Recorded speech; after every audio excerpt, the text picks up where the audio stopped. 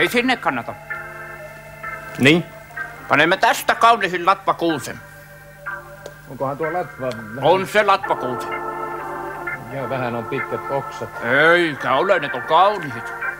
Mutta ei meille mahdu tuollainen leveä tyvikuusi. Ei se ole tyvikuusi, se on latvakuusi. Kyllä mahtuu. Jaa. Sahaanpa vähän oksia lyhyemmäksi, niin jo mahtuu kuusi. No niin. Sillä lailla. Siirrämme Anopin porstuan puolelle. Jo vain mahtupi kuusi. Jaa, niin tosiaankin. No mitä sitten se hinta? Halapa. Paljonkohan tuosta nyt sitten arvais? 300 markkaa.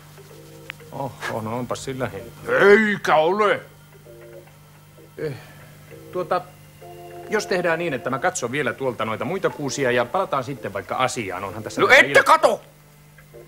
Niin? Ne on rumia. Kalliita.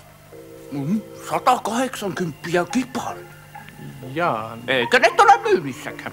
No siinä tapauksessa... Sillä lailla. Tästä nyt latvakuusi. Montaa mahdollisuutta ole. No. Sentään aattoilta ja Eukko siellä sillä lailla odottelee, niin eikö... Eukko siellä odottelee. Kaupat lukkoon. Kyllä hintaa ei ole. Sillä lailla. Jos se nyt sitten on nätti kuusi, niin... Hyvää joulua! Jaha, no nythän tässä kävi kuka. Eihän minä nyt tällaista voi ostaa. Nythän siitä lensi kaikki neulaset. No sen takia se onkin 300 markkaa. No, mutta enhän minä nyt ilman neulasia sitä voi ostaa. Jaa, se on neulojen kanssa. Sitten 400 markkaa.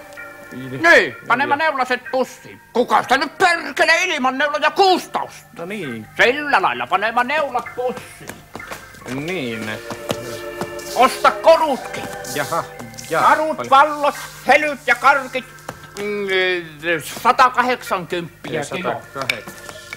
No onhan niillä kyllä... Tarvitko pukkia? No nyt on niin, että ei välttämättä. Nyt on hyvä halapa pukki, palamaton parta, 1200 markkaa tunti.